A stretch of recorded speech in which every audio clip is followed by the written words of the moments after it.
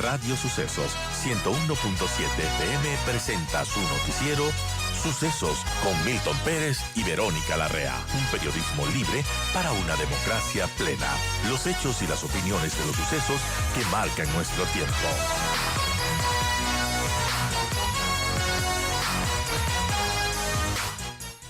La inseguridad, que seguramente va a ser un tema de campaña de los candidatos. Seguimos hablando con ellos. Jessica Jaramillo, candidata a la alcaldía de Quito, está con nosotros. Hola Jessica, gracias por acompañarnos. Y digo el tema de la inseguridad, que aunque no sea de entera responsabilidad de los municipios, siempre hay algo que aportar y siempre tienen un tema periférico que hacer para colaborar con el Estado, con el gobierno. ¿Cuál es el plan de Jessica Jaramillo en caso de ser alcaldesa de Quito?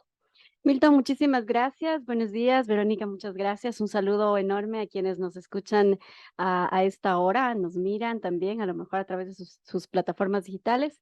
Decirles que Quito realmente ha estado abandonada, yo creo que alrededor de unos 15 años. La última buena administración que se recuerda con algo de gestión, con obra pública, con planes de desarrollo, es la administración Moncayo, ¿no? Después de esa, podemos decir que más bien lo que ha habido es administraciones muy burocráticas, que no han controlado absolutamente nada, que no han hecho más allá del metro de Quito, que es lo que se planteó en un primer momento en la terminación de la administración Moncayo, y que fue con todos sus problemas construyéndose en el paso de estas tres administraciones, ¿no? La última, que es la administración Yunda Guarderas, intenta inaugurar ahora el metro de Quito el 21 de diciembre, pero obviamente estamos en etapa electoral y seguramente van a querer beneficiarse quienes han estado al frente de aquello, ¿no? Sin embargo, me parece importante lo que usted plantea en términos de seguridad. Se dice que los municipios, o suelen decir los alcaldes, que los municipios no tienen la competencia de seguridad. Yo le voy a decir que eso no es verdad. El COTAD, ¿no es cierto? El Código Orgánico de Organización Territorial, Autonomía y Descentralización, y particularmente el municipio, el Distrito Metropolitano de Quito tiene una ley, que es la ley de creación del distrito, tiene como competencia dos elementos que son fundamentales: la prevención del delito y la prevención de la violencia. Entonces, sí tenemos los gobiernos locales competencia en prevención. Cómo se hace esta prevención en el espacio público y cómo también podemos hacerla en el espacio privado. ¿Por qué en el espacio privado? Porque de las llamadas de fin de semana al EQ 911, y esto es gravísimo, el 60% de las llamadas son por casos de violencia intrafamiliar. ¿Qué quiere decir eso? Que hay una problemática no tratada, no abordada, no prevenida desde la municipalidad en todo lo que es violencia intrafamiliar, violencia de género, violencia hacia las mujeres, hacia niñas, niños y adolescentes, y ahí hay que trabajar con una estrategia de mejorar la atención que tienen las juntas de protección de derechos, de prevenir, fortalecer los centros de equidad y justicia que fueron desmantelados en un primer momento. Hay que trabajar en políticas sociales también, de accesos y de mejoramiento de la calidad de vida de las personas, pero también hay que trabajar en lo otro, en el acceso al empleo. También hay que generar como municipio las condiciones, porque el municipio no puede dar empleo. ¿Sabe qué sí puede hacer el municipio? El municipio puede crear las condiciones para que usted pueda emprender, para que usted pueda querer quedarse en Quito. A mí lo que me preocupa enormemente, el otro día yo tenía una reunión con muchos jóvenes de varios sectores de la capital, y cuando les pregunté qué querían, cuántos de ellos querían irse del país, todos, absolutamente todos me levantaron la mano. Y yo decía, ¿cómo es posible que nosotros permitamos que nuestros jóvenes estén en esta condición sin esperanza de poder tener una ciudad mejor, una ciudad diferente? Nuestra propuesta es integral, no solamente trabajar desde la seguridad con palo y piedra, porque no funciona. Es decir, en las ciudades en donde se permite el libre porte de arma, no es que la seguridad ha crecido, al contrario. En niveles de sociedad como las que nosotros tenemos, con mucha violencia intrafamiliar, las primeras víctimas y las primeras que podemos estar en riesgo somos las mujeres y las familias. Entonces, armar a la gente no es el camino. ¿Qué sí es? Darle trabajo a la policía metropolitana, ¿no? La policía metropolitana, que ahora se llaman agentes metropolitanos de control, ¿Qué es darle trabajo a la Policía Metropolitana? significa que ellos tienen que hacer el trabajo hasta donde corresponde, su competencia, que es hasta la aprehensión. Ellos pueden hacer un procedimiento hasta la aprehensión y llamar al Policía Nacional y que el Policía Nacional haga el procedimiento legal. Ahora, ¿cuál es el problema? ¿No es cierto? El problema es que los jueces no los liberen, pues, a los 10 días o los dejen libres, y eso va a generar nuevamente un problema para la ciudad. Tú dices 15 años de lo que se sabe la última administración municipal que se recuerde. Cierto es que se ha venido un poco denigrando el cargo de alcalde de Quito, que era una cosa de palabras mayores, ¿verdad? Hasta un liderazgo político ejercía un alcalde de Quito y se fue perdiendo en el tiempo. La pregunta aquí es, ¿por qué si es que hace 15 años tuvimos una administración de la que recordemos se hicieron cosas importantes, hoy un exalcalde está liderando la propuesta electoral, la pre-campaña electoral? Por Y una está simple liderando y con razón. largo. No, por una simple razón. ¿Cuál? Porque tiene todo un aparataje comunicacional que le ha permitido decir mentiras. Una mentira dicha 1000 veces se convierte en verdad, que le ha permitido victimizarse. ¿Sabe por qué? Porque los jueces no hacen su trabajo. El señor juega boli con Grisete. Yo juego boli sin Grisete, que es lo importante. Aquí hay gente honesta y hay que darle la alternativa a la ciudad. El señor tiene el hijo prófugo. Hasta el día de hoy no regresa y dice, no, se fue de gira. Vaya a ver el cinismo, que aquí estuvo sentado la semana pasada, ¿no es cierto? Diciéndole que todo lo que le habían hecho es mentira. Tiene 10 procesos judiciales en fiscalía abiertos. Entonces yo le pregunto a la señora fiscal general y le pregunto a la fiscalía provincial, ¿qué pasó pues con la celeridad del proceso de justicia? Son 10 procesos, 60 millones entregados a GEINCO, una empresa que patrocina su club de fútbol, el Cumbayá Fútbol Club, ¿no es cierto? Son no solamente el tema municipal, hay un tema humano detrás. ¿Usted sabe cuántos son los empleados de la comunicación que ha perjudicado el señor Jorge Yunda? Muchísimos, muchísimos. Y todos de ellos, muchos de ellos, les han quitado hasta sus bienes. Entonces yo creo que hay que ir desmitificando ese personaje que en la pantalla, en los medios de comunicación tiene un rostro, ay, pobrecito, no. El señor tiene más patrimonio que los tres que estamos aquí juntos, ¿no? Y que las personas que nos están escuchando. Ahora la pregunta es cómo hizo ese patrimonio. ¿Y va a asistir al diálogo y, mejor dicho, al debate que es obligatorio? Ahora, ¿vas a asistir con Gridete o sin Gridete? ¿Cómo va a asistir? ¿Que le va a permitir la justicia que vaya sin Gridete? ¿Qué está haciendo el tribunal? La justicia que vaya con Grillete. Claro, evidentemente, ¿no? Ahora, Ahora yo le voy a decir por qué nosotros no impugnamos. eso le voy a preguntar, Sí, porque le pregunté a él, ¿por qué cree que usted no lo impugnó? por una sola razón. ¿Cómo puede ser posible que una causa en el Tribunal Contencioso Electoral se demore más de un año? ¿Cómo es posible? Hay que llamarle la atención a ese Tribunal Contencioso Electoral, recusando jueces, recusando jueces, recusando jueces, cuando lo único que hacen es retardar el proceso. Ahora, esa es una responsabilidad no mía. ¿Por qué me va a apelar la señora Jaramillo, que además fue directora de los mercados en mi administración, que le saqué yo? ¿Por qué me va a apelar si es que he sido declarado inocente por la justicia? No es Eso es lo que cierto. dijo. El señor no tiene ni una sola sentencia en firme, no tiene ni una sola resolución que lo absuelva de todas sus ¿Y por qué culpas. se le permitió ser candidato? Porque la ley es así. La ley permite por principio de inocencia, permite, en el Ecuador, la ley permite por principio de inocencia que una persona con 10 procesos judiciales, con grillete, con el hijo prófugo y que es dueño de un emporio comunicacional, y eso tiene que saberlo la gente. Nos estamos enfrentando a una mafia que tiene como brazo el emporio comunicacional que tiene el señor. Y mire, yo no le tengo miedo, y le digo por qué, y ahora lo voy a decir. No tiene idea las trabas que la doctora Jessica Jaramillo ha tenido para poder ser candidata a la alcaldía de ¿Que Quito. las puso quién? ¿Las puso quién? No, las trabas no se las hace por delante, ¿no? Que se las hace por debajo, diciendo a los partidos políticos, cuidado con ella, ¿no? Cuidado. Los operadores políticos del señor Yunda les decían a los partidos políticos, oiga, cuidado con ponerla de candidata a la señora, ¿no? Cuidado. ¿Y sabe qué pasó? Que esto a mí me llama la atención, ¿no? Cuando querían que le impugne al señor Jorge Yunda, llamaba hasta la gente que supuestamente está bien en las encuestas para pedirme que vaya de prefecta, que para pedirme que vaya de concejal. Me hicieron llamar por teléfono una ex ministra del Interior diciendo que por favor tenga la bondad de bajar mi candidatura, que tengo que beneficiarle al señor Pedro Freire. Perdóneme, usted tiene idea de todo lo que nosotros hemos tenido que pasar. Yo hoy en estos micrófonos lo hago responsable al señor Jorge Yunda de cualquier cosa que a Jessica Jaramillo, a su familia o a sus colaboradores les pueda pasar. ¿Pero por qué? ¿Sabe por qué?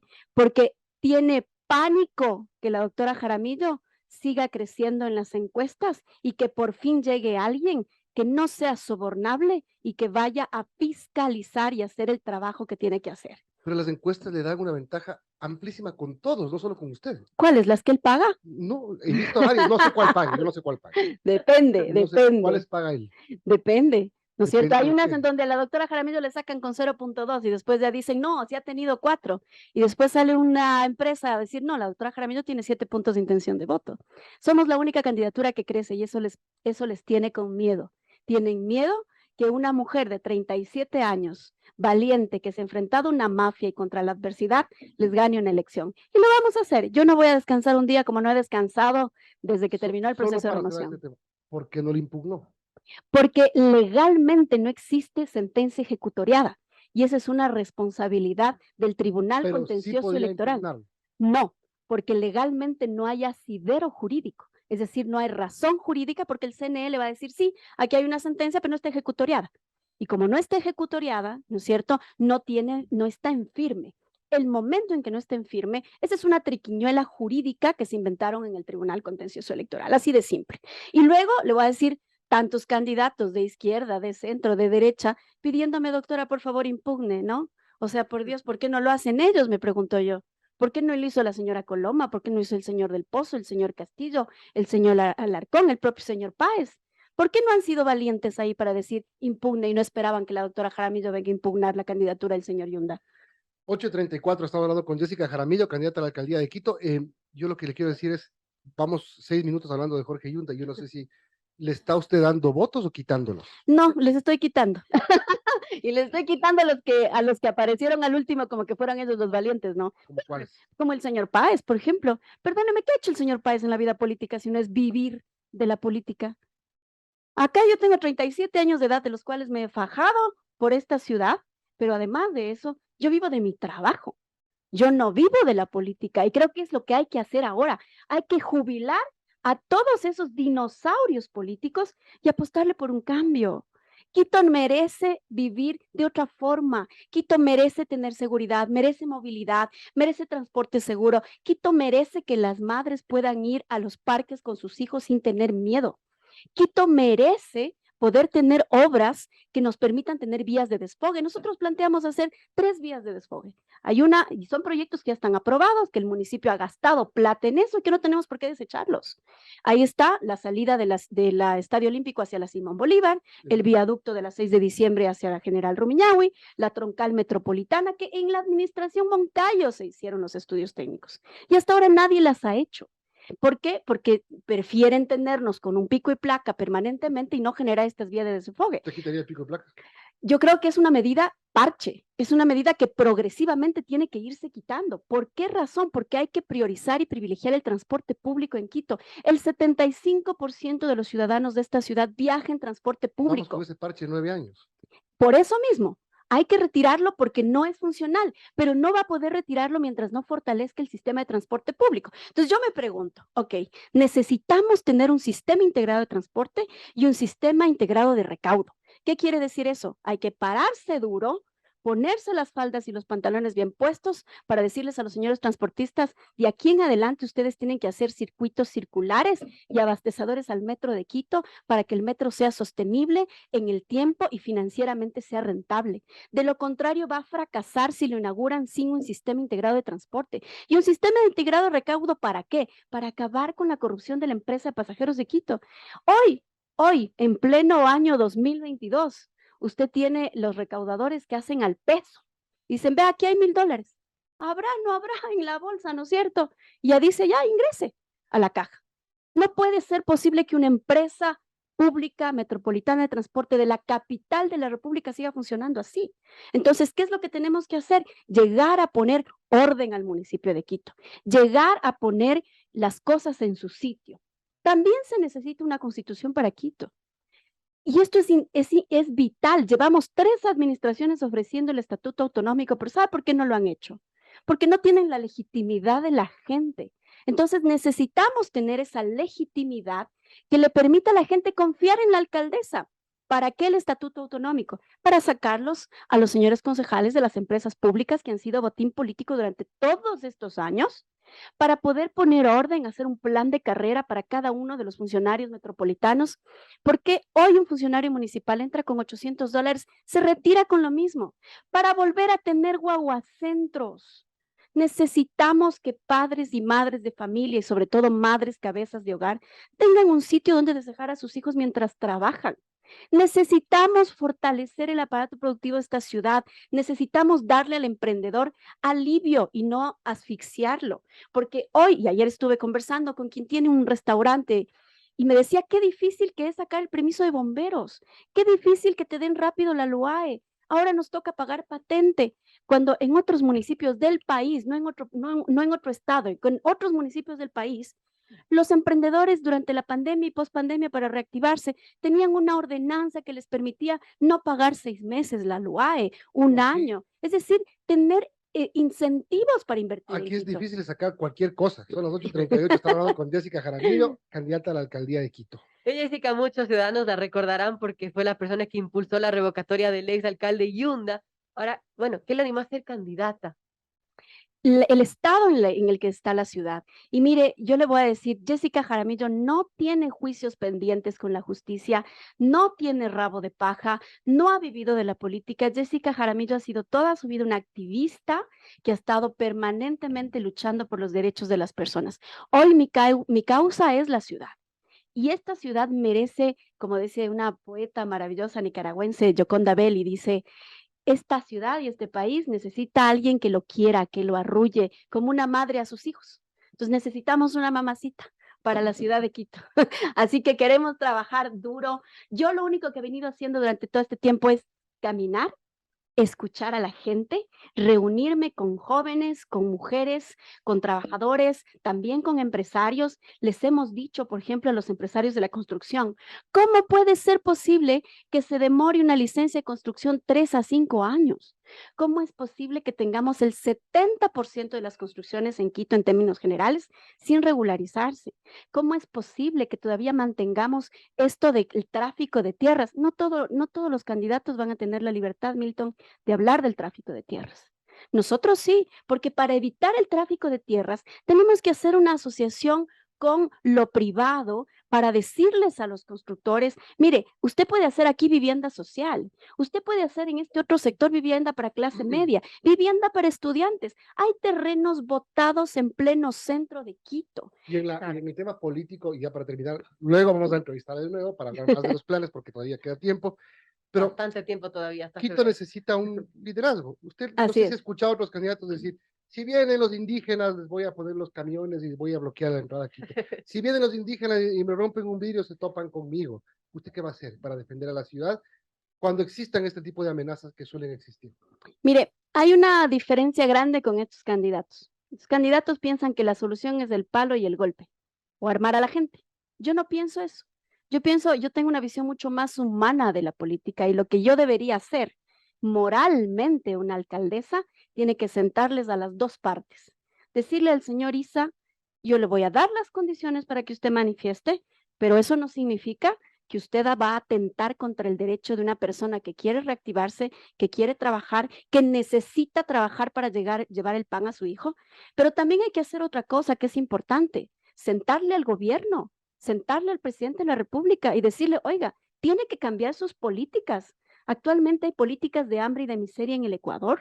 Si el descontento que tiene el gobierno no es porque son chéveres o bacanes, es porque son malos administradores. Y entonces la alcaldesa tiene que dar ejemplo de eso. Le Hay que preguntaba sentarlos eso a los porque dos. Quito tradicionalmente, como decíamos al inicio, ha tenido un líder que representa los intereses de la ciudad, que no solamente hace obra, sino que con el cual el ciudadano se siente identificado Ahora, para cualquier cosa. ahora vamos a pensar en femenino. Ahora vamos a pensar en que Quito va a tener una lideresa, Ujú. que no solamente sea un gran gobierno y que sea la mejor administración municipal que haya tenido esta ciudad, sino que sea completamente representativa de varios sectores de la ciudad. ¿Por qué? Porque la gente de clase media necesita tener una representación, los sectores populares necesitan tener una representación y los empresarios necesitan tener una representación. Entonces, no solamente es un lado u otro. Por eso nosotros decimos, estamos hartos los ciudadanos de la política, estamos hartos de los políticos, estamos hartos de los correas y estamos hartos de los zapatitos rojos. Ni correas ni zapatitos rojos. Quito somos todos. Quito somos los del norte, sur, valles, todos. Y para nosotros nuestra causa es la ciudad. Y la ciudad es la que tiene que liderar. Quito tiene que volver a ser referente en políticas públicas, referente en administración del presupuesto, referente en recaudación tributaria municipal. Y eso solo lo vamos a lograr no centrándonos en el gobierno, no centrándonos en los poderes que están y que no están, ¿no es cierto? Sino que tenemos que centrarnos en sacar adelante esa ciudad. Bien, vamos a conversar en otro momento más para seguir profundizando en los planes que la ciudad merece saber